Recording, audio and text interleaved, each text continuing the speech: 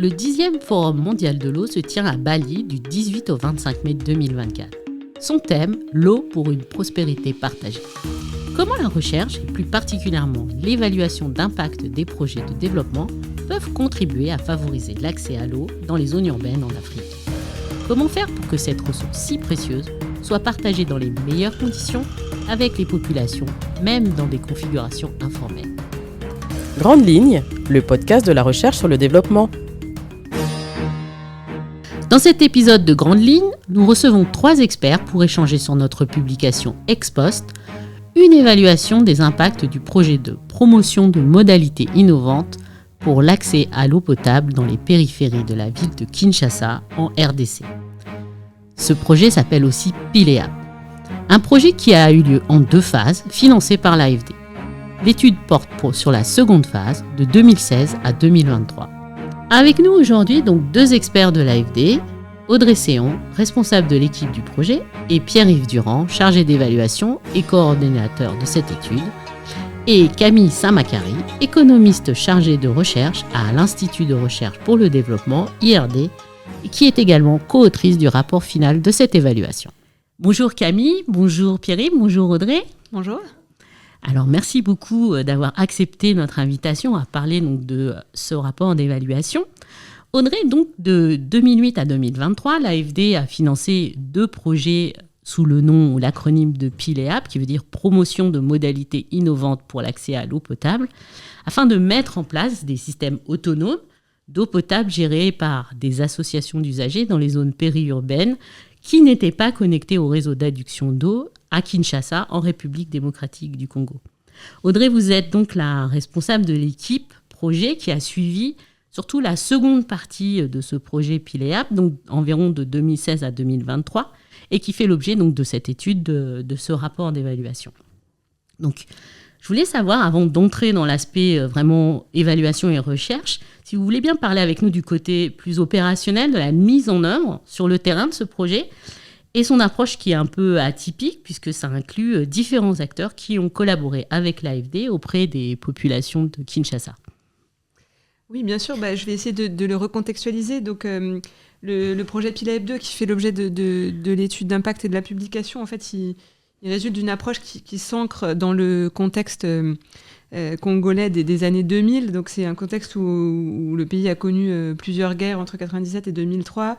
Et on a un État et des services de base, un État très faible et des services de base absents ou quasi absents, et a fortiori dans les quartiers périphériques. Et en parallèle, il y a une croissance urbaine très importante, notamment de la ville de Kinshasa. Et on a un vrai sujet d'accès à l'eau potable. Et en fait, pour y répondre, sachant qu'on est en plus en dehors des périmètres d'intervention de la Régie des eaux, qui est l'opérateur historique d'accès de services d'eau potable, on va avoir un certain nombre d'initiatives qui se mettent en place, et c'est ça qu'on va chercher à accompagner progressivement. Donc effectivement, notamment une ONG qui s'appelle ADIR propose en fait à ce moment-là de mettre en place des mini-réseaux et de penser un service au niveau des quartiers, organisé à l'échelle du quartier pour finalement offrir une alternative d'accès à l'eau potable aux populations qui se sont installées dans ces zones-là. Donc l'ONG ADIR va porter cette démarche, elle va notamment la porter auprès d'un certain nombre de bailleurs de fonds. On peut citer la coopération belge, l'Union européenne et bien sûr l'AFD. Et à partir de 2008, on va accepter de financer, on va financer un premier programme. Donc on appelle usuellement le PILEAP 1, on aime bien les petits acronymes. Et donc ensuite, ce programme se déroule dans 11 quartiers, il va aussi faire l'objet d'évaluation. Et puis ensuite, on va basculer sur un deuxième programme qui va chercher à la fois à consolider le premier et à l'étendre, et donc qui va permettre de toucher in fine 23 nouveaux quartiers, donc de l'Est et du Sud de Kinshasa. Quand on parle de ces mini-réseaux et du contenu de ce programme, en fait, donc, le mini-réseau en tant que tel dans un quartier, c'est en gros, en termes on va dire, d'infrastructure, un forage avec un réservoir et puis des canalisations sur quelques kilomètres en fonction du quartier et des bornes fontaines en fait, qui vont desservir différents endroits de ce quartier. On parle de 10 à 15 bornes fontaines par réseau. Et ensuite, pour gérer ce service-là, donc c'est la création d'une association d'usagers qu'on appelle ASUREP, Ces associations d'usagers, elles sont des émanations en fait du quartier, donc elles sont organisées avec à la fois une équipe salariée en fait qui est recrutée dans le quartier, et puis elles ont des instances dirigeantes, notamment un bureau, une présidence et puis une assemblée générale qui émanent du quartier et des populations qui habitent les différentes rues en fait qui composent le quartier. Donc là, on a plutôt quelque chose qu'on dit communautaire entre guillemets, donc qui est en fait une forme d'auto-organisation à l'échelle du quartier. Et en fait, cette auto-organisation, elle émerge bien sûr pas comme ça, hein, donc elle est portée par les acteurs du projet. Et je mentionnais notamment l'ONG Adir qui a justement contribué à créer ces organisations et à faciliter le fait qu'elles obtiennent un certain nombre de statuts et de reconnaissance leur permettant d'opérer finalement comme un acteur du secteur. Voilà pour le cadre. Ce PILAEP 2, il est géré, piloté par le ministère des Finances de la République démocratique du Congo à travers donc, son comité technique d'évaluation et des réformes. En fait, ce qu'on appelle, il s'appelle le CTR, donc c'est un des organes du ministère des Finances qui va vraiment participer avec nous à l'ensemble du pilotage du projet. Et il est mis en place dans le cadre du contrat de développement et désendettement. Donc c'est la source de financement, c'est cet outil-là dont on dispose entre la RDC et la France. Ensuite, en termes de mise en œuvre, on a une maîtrise d'ouvrage déléguée recrutée pour le projet et un maître d'œuvre qui est cette ONG Adir que j'ai déjà mentionné. Et puis on va voir l'ensemble des ASUREP qui ont été constitués et qui vont prendre leur part dans ensuite l'exploitation du service. C'est quand même un programme qui va acter une forme de un peu massification, hein, puisqu'on était sur 11 quartiers sur la première phase, on passe à 23, donc c'est quand même beaucoup. C'est de nombreux appels d'offres qui ont été mis en œuvre par des entreprises locales. C'est que des entreprises nationales congolaises. Donc ça, c'est aussi une des caractéristiques du projet et qui est assez intéressante par rapport à d'autres types d'interventions qu'on peut avoir. Et puis, on a eu toute une phase où on a essayé de consolider en fait, ce modèle et cette gestion par les ASUREP dans le cadre de ce programme-là. Ce qui reste un défi, je pourrais y revenir. Mais voilà, on avait un peu ces spécificités-là sur ce deuxième programme. En plus de l'étude d'impact qui était aussi un peu une spécificité et une valeur ajoutée, je dirais, du programme. Très bonne transition donc pour passer à l'intervention donc de Pierre-Yves. Pierre-Yves, vous êtes chargé d'évaluation à l'AFD et donc vous avez coordonné cette évaluation d'impact donc pour ce projet. En quoi donc cette étude est innovante? Donc ça fait partie des spécificités de cette approche dans l'évaluation des projets d'accès à l'eau, à la fois dans sa méthodologie que dans son approche partenariale et on peut dire même inclusive. Oui, alors déjà peut-être ce qu'il faut dire, c'est que il y a beaucoup d'évaluations de projets de manière générale qui sont conduites. Donc, par exemple, l'AFD a pour objectif d'évaluer la moitié de ses projets achevés. Et ici, alors, on parle d'un type d'évaluation qui est un peu particulier. Et en fait, déjà, de par son objectif premier, qui est de mesurer l'impact final, c'est-à-dire l'effet du projet sur les conditions de vie des populations visées. Donc cette étude, elle a été menée par une équipe de recherche de l'Institut de recherche pour le développement, en partenariat avec l'Institut national de la statistique en République démocratique du Congo. Et donc ensemble, ils ont développé une méthodologie de recherche qui vise à mesurer, principalement avec des enquêtes auprès des ménages de ces quartiers, quel a été l'impact du projet sur un certain nombre de caractéristiques de ces ménages. Donc en premier lieu, un accès amélioré à l'eau potable, mais également des effets qui peuvent en découler, qu'on peut attendre par exemple sur l'éducation ou sur la santé, entre autres. C'est donc une étude qui est menée par des chercheurs, mais en fait, de façon intéressante, c'est vraiment la population de ces quartiers qui va rendre compte et qui va mesurer, qui va rendre compte de cet impact. D'où l'inclusivité dont on parlait tout à l'heure. Absolument. Donc c'est une étude qui a duré plusieurs années et qui en fait a suivi le projet depuis son démarrage jusqu'à son achèvement.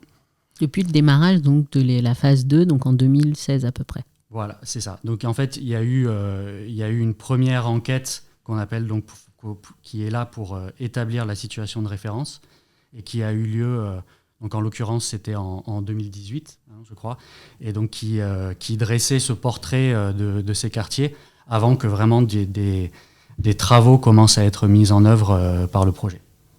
D'accord. Et je vais passer la parole maintenant à Camille, qui est économiste, donc chargée de recherche à l'Institut de recherche pour le développement, IRD.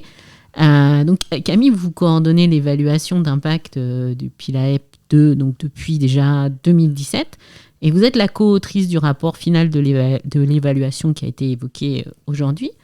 Pour revenir à ces questions de résultats, pourriez-vous en quelques mots nous exposer comment cette étude a permis donc de mettre en lumière ces fameux résultats obtenus par le projet sur l'accès à l'eau, donc en termes d'impact réel sur les populations? Oui, tout à fait. Donc, je voulais d'abord préciser que les résultats dont je vais parler maintenant sont issus de l'étude quantitative des impacts du projet PILAEP. Donc, ils sont issus des enquêtes menées auprès de la population, d'un échantillon de ménages issus des quartiers bénéficiaires du projet et de quartiers non bénéficiaires du projet. Et dans cette évaluation, nous mesurons deux types d'impacts ou deux types de résultats dont Pierre-Yves parlait avant, des résultats dits intermédiaires sur l'approvisionnement des ménages en eau, où on regarde comment le projet a changé les pratiques des habitants en termes de consommation d'eau. Est-ce qu'ils s'approvisionnent effectivement à ces nouvelles sources? Est-ce qu'ils consomment plus d'eau? Est-ce que l'eau qu'ils collectent est de meilleure qualité? Et est-ce que le temps consacré à la collecte d'eau est réduit? Donc ça, ce sont les résultats intermédiaires. Et ensuite, on regarde des résultats finaux sur des indicateurs de santé, d'éducation, d'emploi ou d'opinion, avec l'idée qu'en améliorant l'accès à l'eau de la population, eh bien, il y aura des impacts aussi en termes d'éducation et de santé. Donc, bien sûr, l'existence de ces résultats finaux dépend de l'existence et de l'ampleur des résultats dits intermédiaires. Et c'est d'ailleurs pour cette raison que dans ces enquêtes, nous avons consacré une grande attention à mesurer très précisément les pratiques des ménages en termes de collecte d'eau, mais aussi à mesurer, à collecter des données sur l'ensemble des sources auxquelles ils ont accès en dehors des sources PILAEP. Donc on a, je crois, réussi à collecter des données d'une assez grande richesse et d'une rare richesse dans ces études sur la consommation d'eau et dans des études sur ces projets. Donc pour en venir aux résultats maintenant, sur le premier type d'impact, donc des résultats intermédiaires, les résultats sont positifs et plutôt rassurants, puisqu'on trouve qu'à peu près un peu plus de la moitié des ménages ciblés par le projet s'approvisionnent effectivement à une source PILAEP, que cela réduit leur temps de collecte, puisqu'ils consacrent entre 5 et 6 heures de moins par semaine à cette tâche. Et pour rappel, puisqu'on mesure la situation de départ, on observe que les ménages collectent environ entre 1h30 et 2 heures par jour simplement à collecter de l'eau. Et donc la réduction permise par le projet est assez significative. On observe également qu'ils collectent et consomment de plus grandes quantités d'eau, que cette eau a priori de meilleure qualité, même si on ne le mesure pas directement. Et puis, si on regarde des indicateurs plus subjectifs, on observe que leur niveau de satisfaction à l'égard de leur approvisionnement en eau augmente aussi de manière significative. Alors, pourtant, malgré tous ces résultats encourageants en termes de pratique et d'amélioration de l'approvisionnement en eau, l'étude ne décèle pas d'impact significatif sur les autres indicateurs de résultats dits finaux. Et c'est vrai tant pour la santé des enfants que celle des adultes, que pour le temps consacré par les enfants à l'éducation ou au travail rémunéré pour les adultes. Et même lorsqu'on se concentre sur une population de collecteurs et de collectrices d'eau, donc d'individus directement impliqués dans ces tâches-là, on n'arrive pas à déceler d'impact vraiment clair et significatif. Donc c'est un peu troublant et on a deux pistes d'explication pour ces résultats qui sont à première vue contradictoires. La première explication, c'est que c'est des impacts qui sont estimés à relativement court terme. Certaines adaptations prennent du temps. Par exemple, c'est pas parce que vous libérez du temps dans votre journée que vous allez consacrer subitement ce temps à des activités génératrices de revenus. Une deuxième piste d'explication qui est tout aussi probable et aussi assez intéressante, c'est que entre les premières enquêtes de 2018 et les enquêtes finales de 2021, il s'est passé beaucoup de temps et il s'est passé pas mal de choses dans les quartiers. Et notamment, un grand nombre de forages privés ont été construits, en particulier dans des quartiers non bénéficiaires, donc des quartiers qui ne bénéficiaient pas directement du projet. mais où là, une certaine partie de la population a investi dans des forages privés pour améliorer son accès à l'eau. Et comme pour les bornes fontaines Pilaep, ces forages sont installés à l'intérieur des quartiers. Ils puisent de l'eau souterraine. Alors, on ne sait pas grand-chose de ces forages. On ne connaît pas la qualité de l'eau qui émane. Elle est sans doute moindre que celle des projets Pilaep, puisque ce sont des ouvrages beaucoup plus précaires. On ne connaît pas la durabilité de ces ouvrages. Néanmoins, ce qu'on observe, nous, c'est que l'accès à l'eau, y compris dans nos quartiers témoins, a été amélioré. Et donc, on se retrouve dans une situation où finalement, la situation s'est améliorée un peu partout, dans les quartiers bénéficiaires et dans les quartiers non bénéficiaires.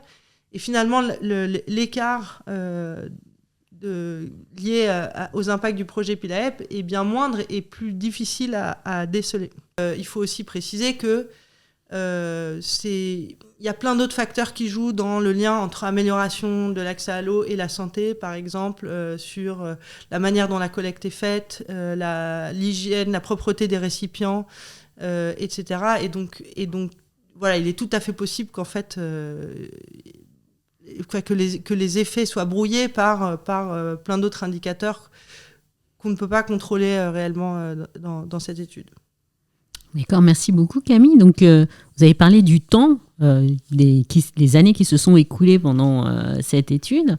Donc, comment capturer donc, vraiment l'impact du projet donc, sur toutes ces années? Je peux comprendre que le projet il a été un peu interrompu par la période de Covid, donc entre 2018 et 2021, si je ne me trompe pas.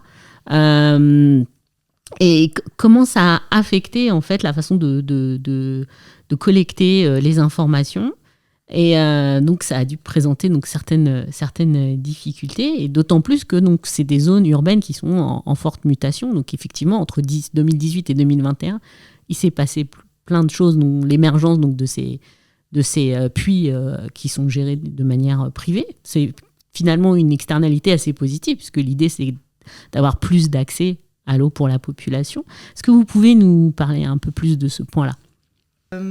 Ça a deux types de conséquences pour l'évaluation. La première, j'en ai parlé, c'est que les impacts ont été finalement mesurés à assez court terme, puisque voilà, on y est retourné dès qu'on a pu, dès que les projets étaient terminés, mais finalement ça n'a pas laissé sans doute beaucoup de temps s'écouler pour que la population s'adapte. Et puis ensuite, comme on le disait, il s'est passé beaucoup de choses. Donc il y a eu la construction de ces forages privés dans ces 3 années, mais c'est aussi des quartiers périphériques et c'est aussi un endroit de la ville où la ville s'étend. Et donc il y a des très forts mouvements de population, il y a des gens qui partent, des gens qui viennent. Notre étude repose sur la possibilité de suivre des ménages dans le temps, donc de suivre exactement leurs conditions de vie.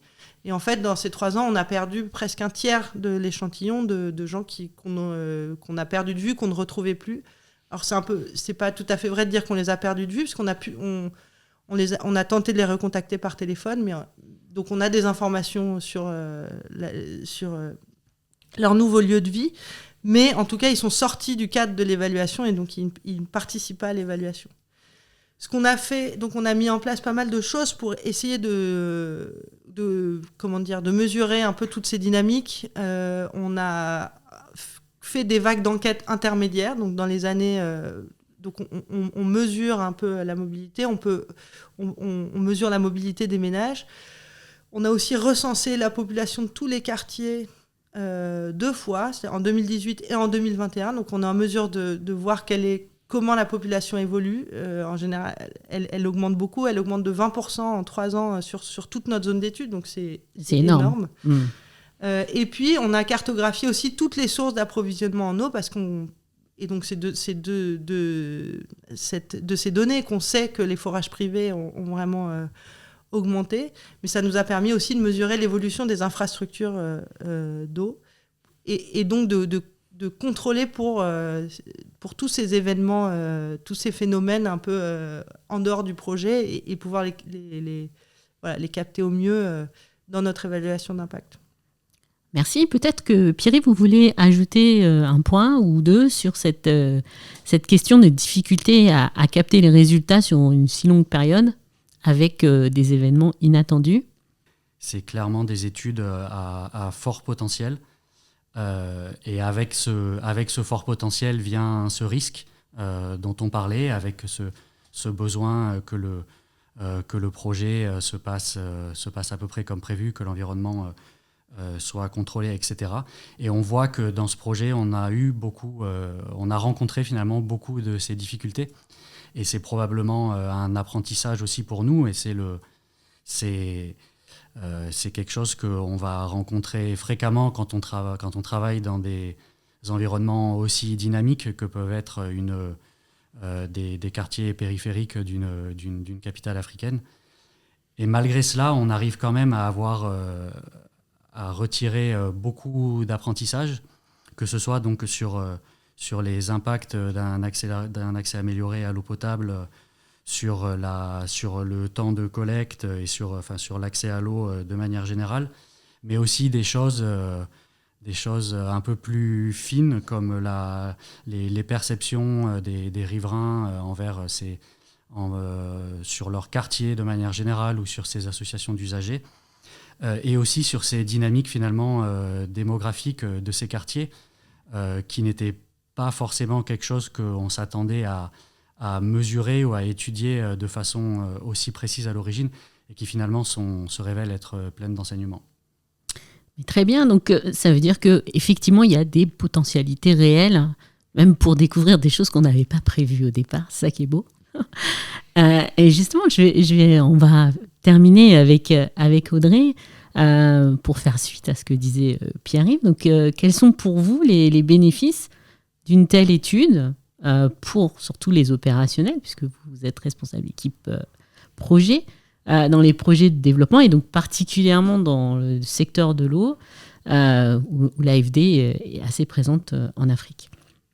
Pour moi, ce que je retiens, c'est que, en tout cas, sur nous, on va dire le cœur du projet, qui était le service d'eau potable, quand même, la satisfaction, elle est là. On a un service de meilleure qualité, on a des choses qui sont en place de réduction des temps de collecte, etc., et de mise à disposition de bornes fontaines dans l'ensemble des quartiers et à proximité des domiciles.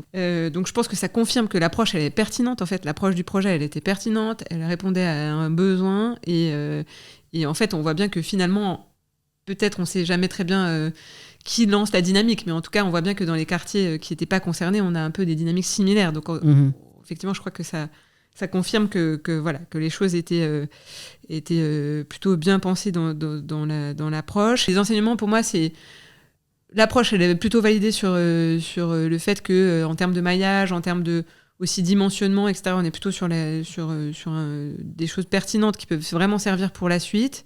Et je pense que le gros renseignement, c'est comment finalement on travaille le lien avec d'autres dimensions qu'on voudrait aborder, notamment les sujets de santé et d'éducation qui me semblent vraiment pertinentes. Et là, c'est à chaque fois, dans chaque contexte, repartir un peu des acteurs en présence et se reposer ces questions, peut-être aussi avec ces acteurs qu'on n'avait effectivement pas inclus, ou en tout cas qu'on avait en partie inclus au démarrage du projet, mais qui finalement n'ont pas été concernés directement, notamment les centres de santé et les établissements scolaires qui n'ont pas été concernés in fine par le projet.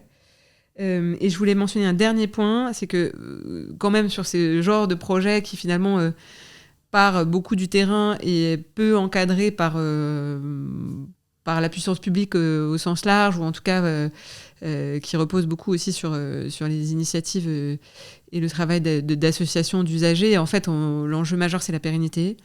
On le sait, c'est quelque chose qu'on a fortement vécu dans le projet et qu'on continue à vivre. On est en train de réfléchir à la manière dont on peut continuer des accompagnements aux ASUREP dans des temps un peu plus longs pour voir comment en fait, on continue à garder un service opérationnel et durable dans ces quartiers-là le plus longtemps possible, et en essayant d'accompagner ces acteurs à la fois sur le service au quotidien, sur tout ce qui est gestion commerciale, sur tous les aspects techniques, etc., et puis sur la consolidation de l'ensemble, je dirais plus au niveau institutionnel. Donc voilà, on essaie d'avoir cette approche-là, et je pense que c'est le défi pour ce type de projet.